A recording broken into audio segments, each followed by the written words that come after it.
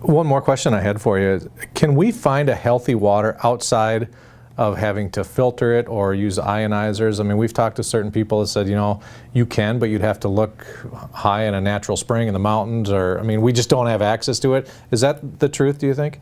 The healing waters found naturally in the world contain molecular hydrogen. Tecate, Mexico is a place, Lourdes, France, you might have heard of, and the Himalaya Mountains, where the Hunzers lived 120 years without disease, are drinking living crystal alkaline water. What do I mean by living crystal? When you take ionized alkaline water, look at it under an electron microscope, it looks like a snowflake. It's hexagonal in shape.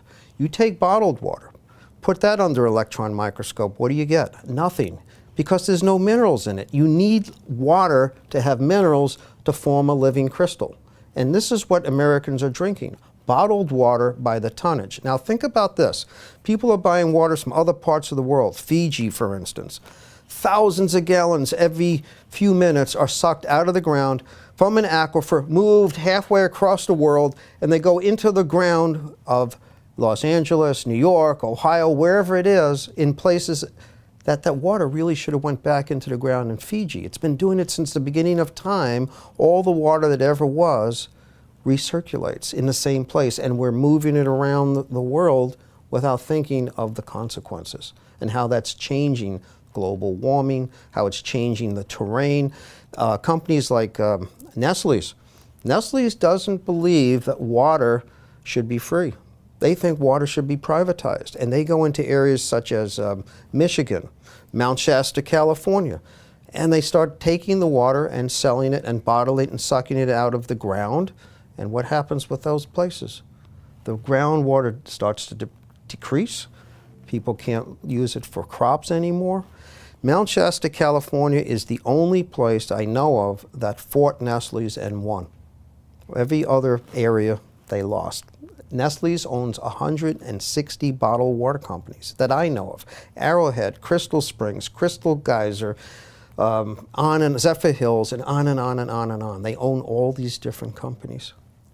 It's amazing. Bottled water is $8 billion a month, almost $100 billion a year. They don't want to give that up. Water should be free. Think about this. Would you pay to breathe air? That's what you're doing when you're buying water by the bottle. It's not spiritually correct to sell water. I don't sell water. I sell people the ability to make water for pennies a day for the rest of their life. And that is a good thing, because when they start drinking the alkaline water, they start to crave alkaline foods. When your body's acidic, you're eating beef, chicken, cheese, processed foods, you crave acid-based foods. You crave acid-based drinks, bottled water, Coca-Cola, Pepsi-Cola. Everything that's acidic, you start to crave it because the body craves what it's used to. When you start drinking ionized alkaline water, you start to crave more raw foods, more vegetables that are alkaline. So in a way, your tongue becomes a barometer, leads you down the path to health.